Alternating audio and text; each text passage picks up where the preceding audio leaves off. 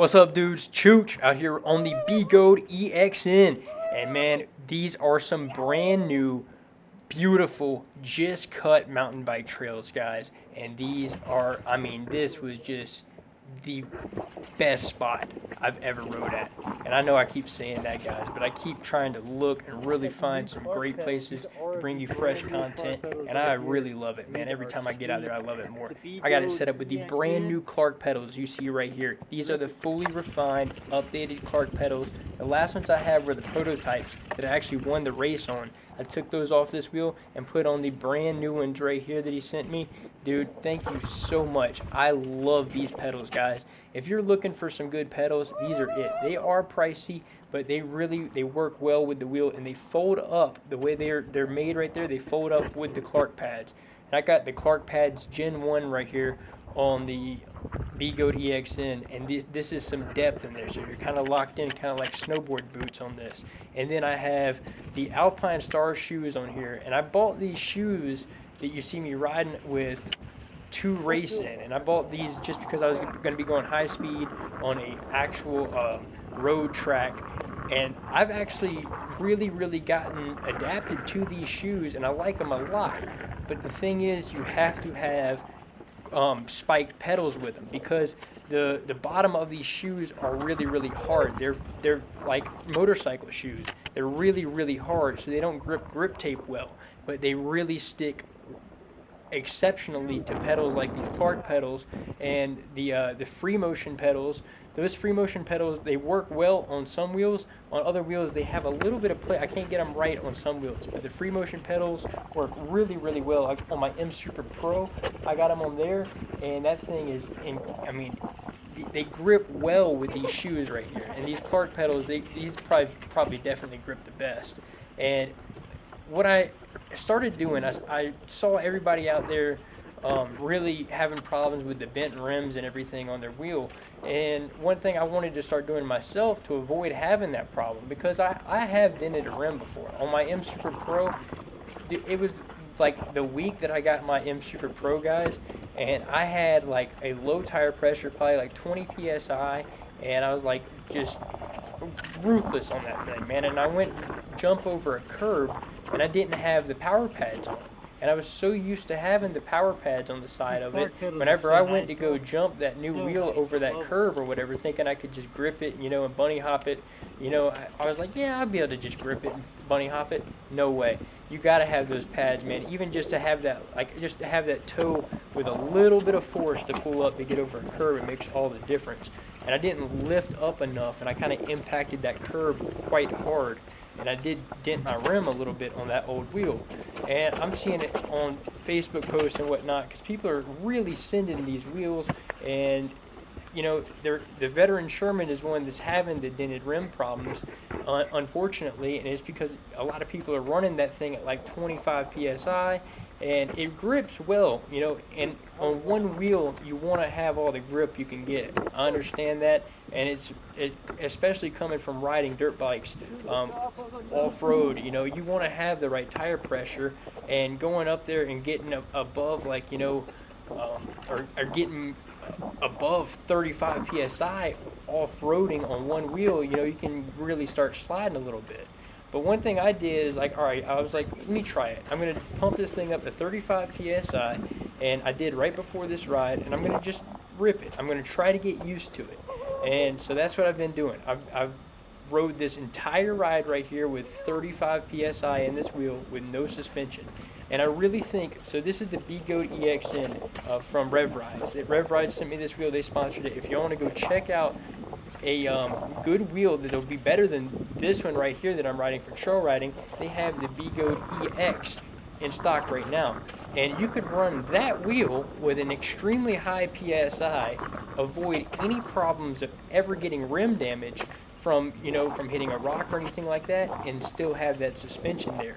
So I think off-roading right here with that Begode EX would be just phenomenal, because you could,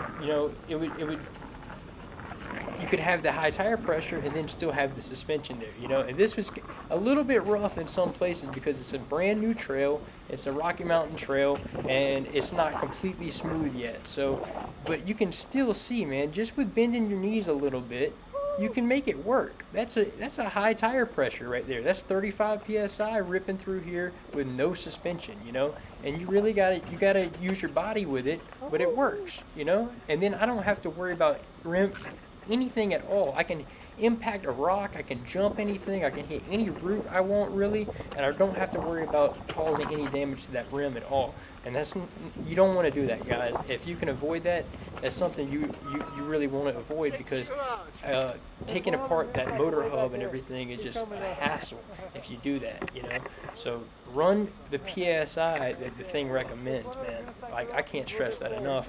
And I mean, that's something that I had to learn, you know, and it took seeing all these Facebook and forum posts of people denting their rims recently that made me be like, okay, yeah, I need to be cautious of that, and probably warn some other folks so they don't have that problem, you know. But this wheel right here is awesome for trail riding. This is the one that I won the race on out at that drift track, and that was a road race. And I said, you know, I like this wheel for road riding a lot, which I still do, and I think it's exceptional for road riding. But it shows right here, you know, you can even ride this wheel with no suspension with really high PSI off-road, and it'd be phenomenal. Even with the locked-in Clark pads, man, I was loving it. And it works well, and what a beautiful trail, man. It was a great day of riding, and I am so glad that I got into this hobby, man, because I have gotten to see so much cool. I mean, you would never expect one state would have this many great views and beautiful trails and such great outdoors, man. I mean, I've even inspired people to come out here to go to school and stuff through these videos, you know, just because they EUC riders, you know, that are in high school that want to come out here and maybe try college out in Colorado or something like that. They see it, they're like, hey, man, you know, that looks like a lot of fun, and might want to go out there and check it out, you know, and just see the beauty of this state and whatnot. And it is just gorgeous, man. It really is. And especially because we've gotten all this rain recently, which is really out of character for Colorado. And everything's just so green. And it's usually not this green, guys. So this is really a treat to see it like this. You know, this is almost looks like the Swiss Alps or Switzerland, because it is never this green. You never get this much rain. It is phenomenal, and it's so good because we had a terrible wildfire season last year, and you know, that's just the worst thing ever, man. Having those wildfires coming through, it put a big damper on the tourist industry. It put a big damper on everything, man. It really wrecked, you know, the end of last year up here. So all this rain is definitely something that's very good. It makes the trails nice, makes the dirt for the trails just compact, perfect, not dusty or anything like that. It grips extremely well. Just beautiful. All the aspen trees through here. Can't beat it, man. Can't beat it. That's my buddy right there. He's on the King Song 16X. That's honestly a really, really good wheel if you want to pick up, you know, your first unicycle for under $2,000. The thing's been out for like a year, but it has all the bells and whistles on it, man. It has good speakers on it, good lights on it, a great trolley handle. He did Uber Eats deliveries on that thing for like 5,000 miles, and it's still ripping. So anyways, I'm going to leave a little QR code right here where you can get $50 off from Rev Rides, guys. If you want to go over and check out the Begode EX or the Begode Ex.N or the King Song 16X or any other wheels or scooters, this discount code will work. Go over there and check them out. And also you can hit the link tree below. In that link tree you can check out the shoes, these Alpine Star shoes that I talked about, the knee pad, the gloves, you know, everything, whole 9 yards, all that's some really cool stuff in the Amazon store as well. But check out that link tree down below, because that shows everything and little pictures on the side of all the links and whatnot of what you're looking at. Really cool. Definitely check it out. I'm going to be doing my comparison of this wheel and the Veteran Sherman coming up soon, because this is going to be kind of a breakdown of, we're going to be looking at two of the powerhouses. The Begode Ex.N is different because it has the hollow motor in it. The Veteran Sherman is also an extremely powerful wheel, but it doesn't have the hollow motor. and I can tell the difference in it. And it's just a lot to discuss and a lot of little key points in it, for somebody to really understand. And an average person just getting on one of the two would not even know the difference and just what's going on. But it all boils down to the technicalities of it. And you really, really notice it off-roading as to what the hollow motor does and where it benefits and how it behaves and whatnot. And it's just weird, man. It's a whole different creature, and it is extremely useful on. I'm just going to give you a leak right now. The hollow motor, man, is a braking god. Like this thing in these switchbacks. When you're going down these hills right here in these switchbacks, I know that it doesn't look like much because of how graceful it's happening. But this is a mountain. You see how far that road is down there? We are on a steep mountainside hitting these steep switchbacks. And the braking on this, when you're going, rolling 18, 20 miles an hour into one of these corners, you got to think about what this little gadget right here is, the force that it's taking. And that hollow motor, there is something about it, man. It just, you lean back a little bit and the brakes come on this bad boy. Look at that. I mean, look at it's instant. It is like this thing stops on a dime. It really is incredible.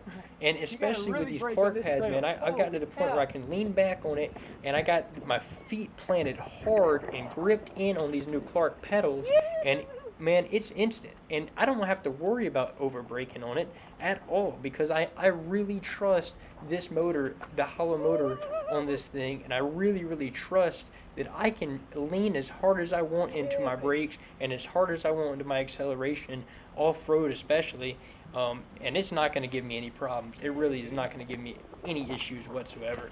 And that is a big thing to be able to think about, because like with any other wheel, with Steven right here, he might be having to, think about his wheel and coming into the corner a little bit slower to begin with and whatnot. But with this, dude, it's just all out until you get to the corner, and then you got like a foot and you can brake, and that's just incredible. It also accelerates, phenomenally fast as well. And I'm going to go over the points. There's way more to it than that. I'm going to go over all that in my comparison of the Sherman and the Begode Ex.N. I had to get some footage of both of them, a lot of footage of it. And in order to show, what I'm talking about with these wheels, because it is really, really something you can't just, go blurting out there of what the differences in these two wheels are. There's the specs are different. The batteries, one has more watt hour than the other, one's motor's more powerful than the other one.